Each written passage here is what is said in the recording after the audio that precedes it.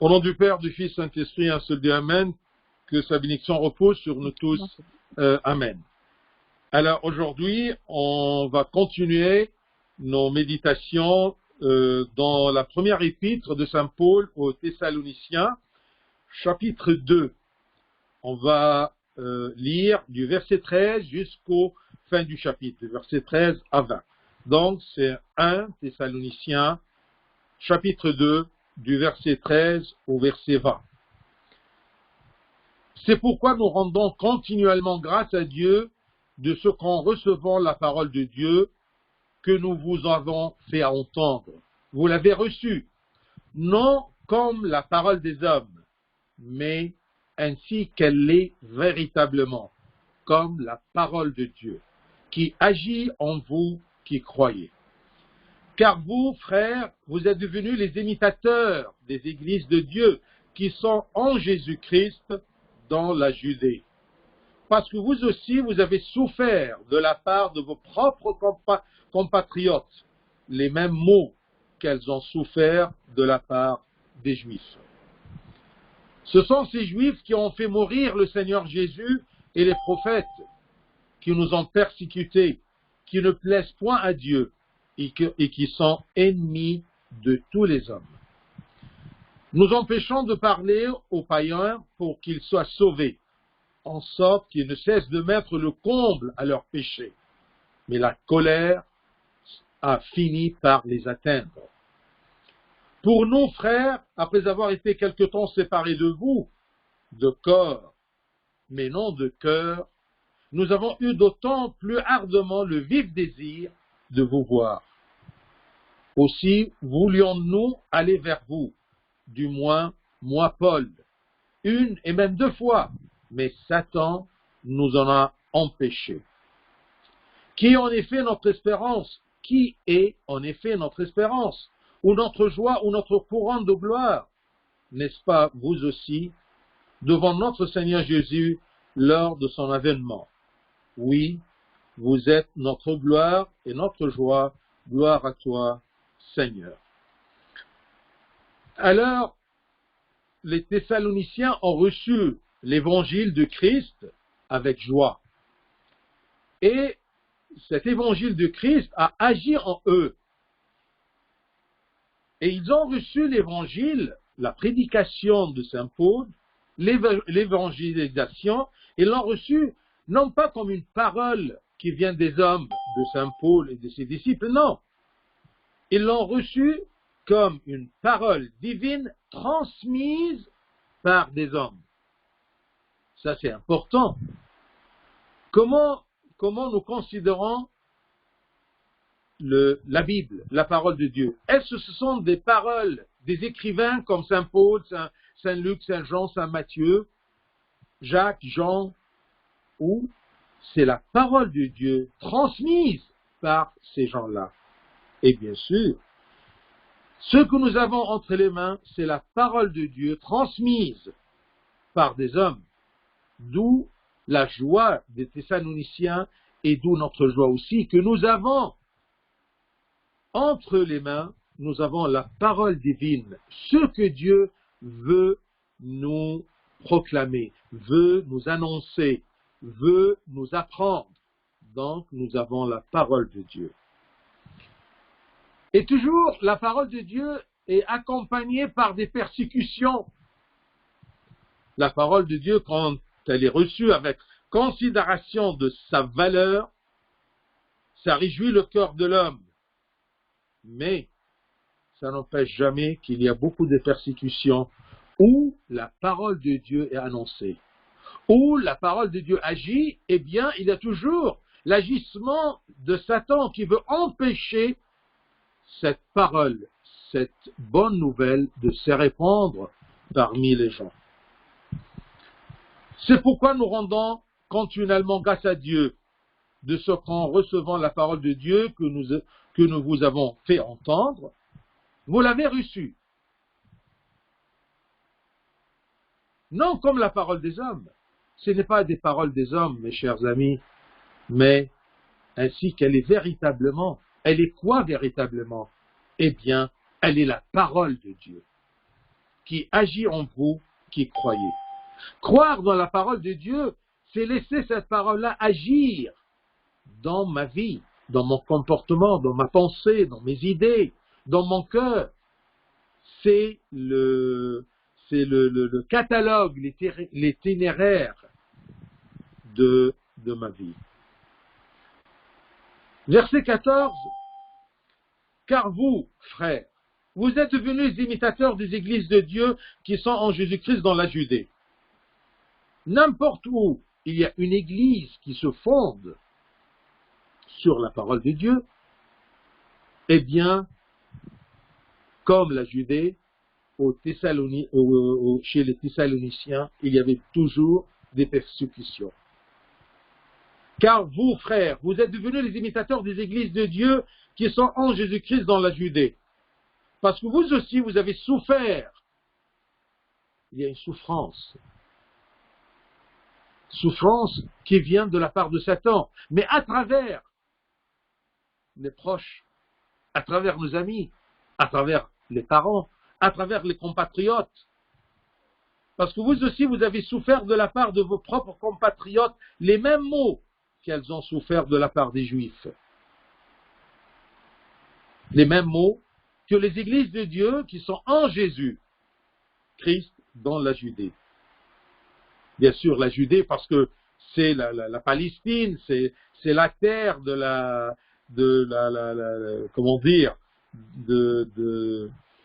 naissance de la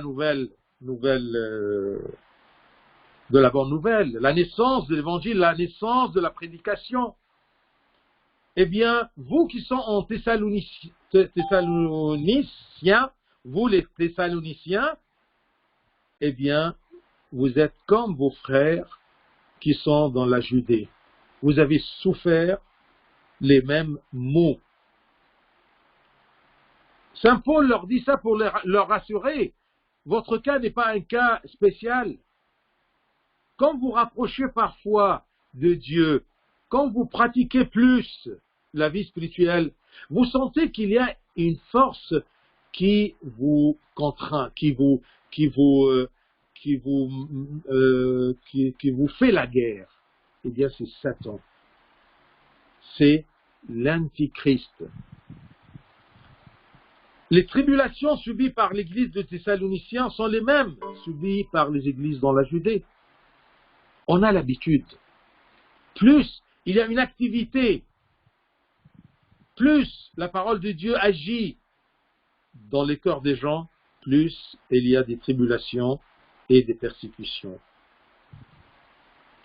Comme Satan, le Antichrist, a irrité les Juifs pour crucifier le Christ dans la Judée, il a irrité aussi les propres compatriotes des Thessaloniciens pour persécuter l'église des Thessaloniciens. Où il y a la parole de Dieu, où il y a la petite flamme dans ma vie, eh bien il y a une persécution. La persécution, ce n'est pas toujours la persécution du sang, des martyrs, non. Ça peut être parfois, si je dis à un de mes amis que je ne pourrais pas participer à cette fête parce que j'ai le lendemain une messe, peut-être qu'il me persécute en m'humiliant, en me disant mais tu es arriéré ou quoi? Il n'y a plus de religion, il n'y a plus de croyants sur terre. Il commence à te mettre la pression. Eh bien ça, c'est le genre de persécution qu'on peut subir de nos proches, de nos patriotes, de nos compatriotes, comme c'est le cas des Thessaloniciens. En Thessalonique, il n'y avait pas beaucoup de Juifs, mais il y avait beaucoup de Thessaloniciens qui étaient non-croyants, qui étaient des Grecs, qui étaient d'autres religions. Eh bien, ces compatriotes, ces Thessaloniciens, qu'ils ont commencé à persécuter les nouveaux Thessaloniciens chrétiens. C'est pareil partout. Où il y a le service de la parole de Dieu, on rencontre toujours la résistance de Satan. Mais notre Christ est plus fort que tous les essais de Satan. Mais ça n'empêche pas qu'on peut sentir cette force contradictoire, cette force qui veut bien nous empêcher de suivre l'évangile du Christ, l'évangile du Seigneur. C'est ce qu'on appelle le monde qui nous empêche. Tout ce qu'il y a dans le monde qui nous empêche de suivre le chemin du Christ, de se comporter comme enfant de Dieu. Versets 15 et 16, ce sont ces Juifs qui ont fait mourir le Seigneur Jésus et les prophètes, qui nous ont persécutés, qui ne plaisent point à Dieu et qui sont ennemis de tous les hommes. Aujourd'hui, autour de nous, il n'y a pas les Juifs, mais il y a tous les gens qui sont contre notre Christ, qui essaient de tuer de nouveau le Christ dans notre vie. Il essaye de empêcher les serviteurs de Dieu de servir l'évangile de Dieu, de guider les gens, d'aider les gens. Et ces gens-là ne plaisent point à Dieu. Ces gens qui sont manipulés par Satan. Parce que Satan, il ne va pas venir personnellement, mais il utilise ses agents. Ces gens qui sont autour de nous, qui sont loin du Christ, et essayent de nous empêcher d'aimer le Christ et de le suivre. Suivre ses concepts, suivre sa loi. Et ces Juifs-là, c'est-à-dire les antichrists, eh bien, et qui sont ennemis de tous les hommes. Imaginez-vous que Saint Paul, dans son temps, il considérait les Juifs qui persécutaient l'Église du Christ comme des ennemis de tous les hommes. Là, je vous rappelle, est-ce que vous croyez que Satan aime les hommes? Ça, c'est une question très importante que tu dois y penser. Est-ce que Satan m'aime?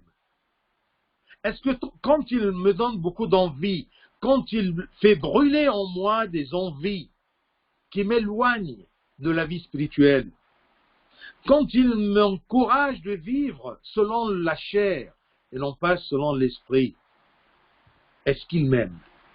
Eh bien non. Parce que Satan, qui est les Juifs, ou les Juifs de ce temps, les persécuteurs, ou Satan, eh bien, il est l'ennemi de tous les hommes. Ce sont ces Juifs qui ont fait mourir le Seigneur Jésus et les prophètes, qui nous ont persécutés. Ils nous persécutent partout, les serviteurs du Seigneur, qui ne plaisent point à Dieu. Ces gens aujourd'hui qui nous entourent, qui ont pris le rôle des Juifs persécuteurs, des enfants de Dieu, eh bien ces gens qui nous entourent, ce sont aujourd'hui nos ennemis, les ennemis des hommes. Ils ne nous aiment pas. S'il y a un ami, entre guillemets, qui t'invite à une soirée, et ça va t'empêcher de se réveiller le matin pour aller à l'église, pour prendre la communion, ce n'est pas un ami, en vérité, c'est un ennemi. C'est un ennemi du Christ qui est en toi, qui veut bien que tu te réveilles et que tu vas à l'église. Méfions-nous de ces gens-là, de ces persécuteurs, qui ont l'habit de nos amis et de nos proches, mais en vérité, ce sont des loups qui nous éloignent, des loups, des renards qui nous éloignent du vrai pâturage, le pâturage du Christ.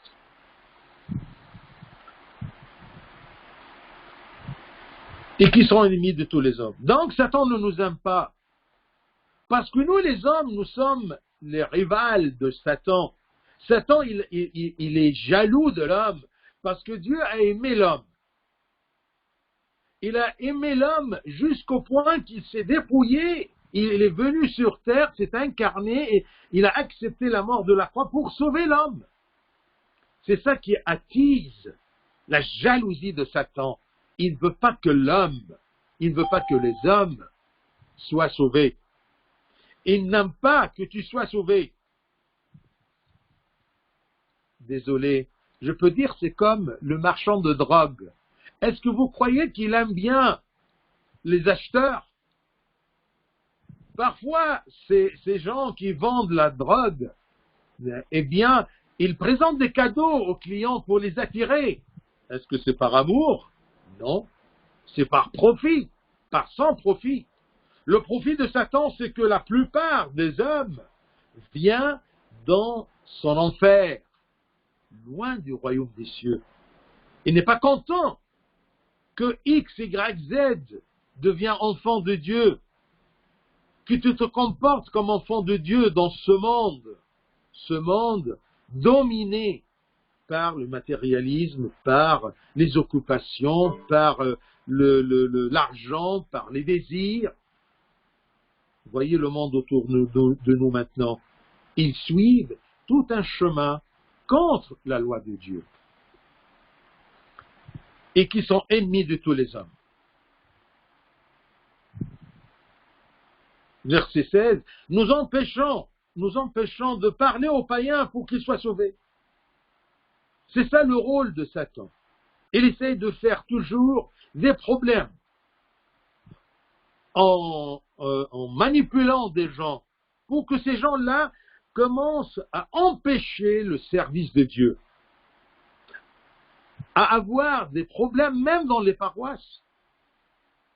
Il y a excusez-moi du mot, des emmerdants qui ne sont à l'église que pour faire des problèmes, en disant qu'ils ont peur pour le service. Non, ils mettent des bâtons dans les roues. Eh bien, ce sont des ennemis. Ils empêchent le service de se dérouler d'une façon paisible, pacifique, tout simplement pour que les gens soient sauvés. Quel est le but de l'Église? Quel est le but de la vie chrétienne? Quel est le but des pratiques? Quel est le but de la présence des paroisses et des prêtres et des évêques? C'est tout simplement que les hommes soient sauvés. Tout ce qui empêche ce déroulement sont des ennemis des hommes. Ils sont des gens qui ne plaisent pas à Dieu, qui empêchent de parler aux païens pour qu'ils soient sauvés, en sorte qu'ils ne cessent de mettre le comble à leurs péchés. Ces gens-là, eh bien, ils ne se rendent pas compte qu'ils mettent le comble à leurs péchés, c'est-à-dire leur dossier, il se remplit. Et à la fin, c'est la colère de Dieu. Mais la colère a fini par les atteindre. Regardez pour les Juifs, prenons de point de vue historique. Vous savez que Jérusalem a été brûlée à peu près 30 ans ou 40 ans, dans les années 70, dans les années 70, eh bien, 40 ans après Jésus-Christ. Les Juifs, ils ont resté à persécuter le christianisme et les serviteurs de Dieu 40 ans, jusqu'à qu'ils ont mis le comble à leur péché et la colère a fini par les atteindre. Chacun qui est possédé par l'envie de Satan d'empêcher le service du Seigneur, eh bien, sans se rendre compte, il peut être atteint par la colère de Dieu. Mais Dieu il est très patient, c'est ça le problème de l'homme, qui ne valorise pas la patience de Dieu. C'est comme par exemple un enfant qui fait beaucoup de bêtises, mais son père il est très patient. Alors il ne se rend pas compte que son père à un moment, sa colère va éclater, mais il prolonge ses bêtises. Il met le comble à ses bêtises. Il met le comble à sa condamnation aux yeux de son père. Les agents de Satan, je les appelle les agents de Satan, persécutent toujours les serviteurs de l'évangile du Christ pour les empêcher de parler aux gens. Et parfois, il y a des gens qui se comportent sans se rendre compte qu'ils sont entre les mains de Satan et ils empêchent la paix dans l'Église de Dieu. Je ressouligne cette vérité que Satan n'aime pas les hommes. Il est l'ennemi de tous les hommes. Il ne cherche pas leur salut, au contraire, il empêche leur salut en empêchant les serviteurs de Christ de leur parler. Et Dieu ne laisse pas ses agents de Satan sans punition. Attention, Dieu attend qu'ils mettent le comble à leur péché. Ça, c'est un verset très important pour comprendre un peu la patience, j'ai ce mot-là toujours que je le perds, c'est la longanimité, si c'est juste, de Dieu, sa patience. Eh bien, sa colère a fini par les atteindre, parce qu'il ne cesse de mettre le comble à leur péché.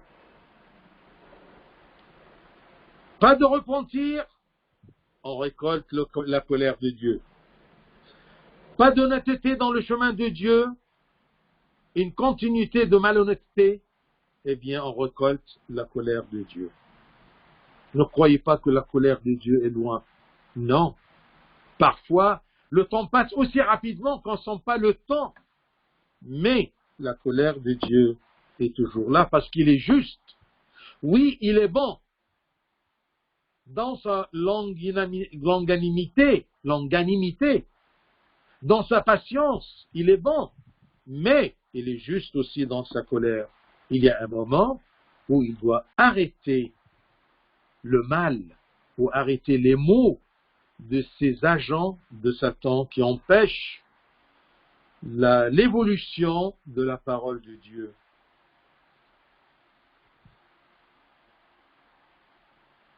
Pour nous, frères, verset 17, pour nous, frères, après avoir été quelque temps séparés de vous de corps, mais non de cœur. Vous savez, c'est ça l'œuvre de l'Esprit de Dieu. Si même les chrétiens sont loin des autres dans des pays divers et dans des continents divers, eh bien, ils sont très proches de cœur, parce que l'Esprit Saint, c'est un seul esprit qui unifie tous les chrétiens dans un même corps. Un seul, unique corps, le corps de Christ, l'Église. Vraiment, je sens ceci toujours quand nous sommes dans le Saint-Synode et on se rencontre autour du patriarche. Eh bien, je sens vraiment que c'est tout l'univers qui se rassemble là. Nous sommes loin l'un de l'autre, comme évêque, loin l'un de l'autre de corps, mais pas de cœur, parce que nous avons le même objectif. Nous avons le même trajet. Nous avons le même service, la même tâche de servir l'évangile du Seigneur. Alors, saint Paul rassure les Thessaloniciens. Comme le Christ nous rassure, si je suis loin de vous de corps, mais vous êtes dans mon cœur. Vous êtes gravé sur ma peau. Vous êtes trop proche de moi. Vous êtes dans mon cœur. Ici, Paul, il montre son amour envers les Thessaloniciens. Paul les aime. Il les aime bien. Et les garde bien dans son cœur. Et il a l'espérance de les voir. Car ils sont leur couronne de gloire devant le Seigneur. Pour nous, frères, après avoir été quelque temps séparés de vous de corps, mais non de cœur, nous avons eu d'autant plus ardemment le vif désir de vous voir. Qu'est-ce qu'il pousse Saint Paul à avoir l'envie de voir les Thessaloniciens? C'est l'amour. C'est cette union entre Saint Paul et les enfants de Dieu. Les gens que Saint Paul a pris la peine et la bénédiction de les évangéliser. Il a un vif désir de les voir. Aussi voulions-nous aller vers vous, du moins moi, Paul. J'aimerais bien venir vers vous une et même deux fois. J'ai planifié. mais j'étais empêché. Empêché par beaucoup de persécutions, empêché par beaucoup de circonstances dont le metteur en scène est Satan. Aussi voulions-nous, verset 18, aussi voulions-nous aller vers vous, du moins, moi Paul, une et même 2 fois, mais Satan nous a empêchés. Il y a des circonstances que vous sentez que celui qui tire les ficelles de ces circonstances-là, c'est Satan. Et bien sûr, Saint Paul ici, il insiste à montrer son amour envers les Thessaloniciens, parce qu'il y a une rumeur que Saint Paul ne s'intéresse pas aux Thessaloniciens, c'est pour cela qu'il leur envoie comme Timothée, mais lui ne vient pas. Non, attention, moi je vis ceci dans mon diocèse, parfois il y a des paroisses que pour une ou d'autre raison, d'accord, hors de mes capacités, eh bien, je n'arrive pas à leur rendre visite d'une façon proche. Eh bien, ils commencent à me dire ou à me juger que ils ne sont pas la même ils ne sont pas à la même place dans mon cœur que les autres. Je leur dis non, croyez-moi, il y a beaucoup des circonstances qui m'empêchent. Non pas Satan, d'accord, mais il y a des choses. Alors j'insiste et j'essaye de prouver mon amour envers eux. On leur dit j'aimerais bien, j'ai l'envie, d'accord, le vif désir de vous voir, mais il y a des empêchements. Et un argument très important que le serviteur dit aux gens qui les servent, c'est quoi? Puisque je vous évangélise, puisque j'ai la responsabilité de vous faire apprendre, eh bien vous êtes ma gloire. Qui est en effet notre espérance, ou notre joie, ou notre couronne de gloire? N'est-ce pas vous, devant notre Seigneur Jésus lors de son avènement? Quand le Christ va venir, il va voir tous les serviteurs, il va voir tous les responsables des âmes, il va voir tous les pères des familles qui sont responsables de leurs femmes, de leurs enfants, de les guider vers le Seigneur. Comme on dit, le mari est le prêtre de la maison, du ménage. Il est responsable, la mère est responsable de ses enfants. Celle qui a guidé Timothée, le disciple de Saint Paul, dans le chemin de la foi, c'est sa mère et sa grande-mère. Donc, le jour de l'avènement du Christ, il va venir et dire à chacun, ou les âmes dont tu étais responsable, que ce soit évêque, ou prêtre, ou diacre, ou catéchiste, ou mère, ou père, où sont les âmes dont vous étiez responsable? Eh bien, ça sera notre gloire et notre joie et notre couronne de gloire devant le Seigneur en présentant les âmes qu'on a servies et qu'on a suivies pour le salut de leurs âmes. Un catéchiste, la couronne de sa gloire devant Dieu, ça sera quoi? Les enfants qui les a aidés à connaître le Christ, il les a aidés pour le salut de leurs âmes. Même le Père, il va se présenter devant le Christ en disant « Me voici, mon Seigneur, et les enfants que vous m'avez donnés. »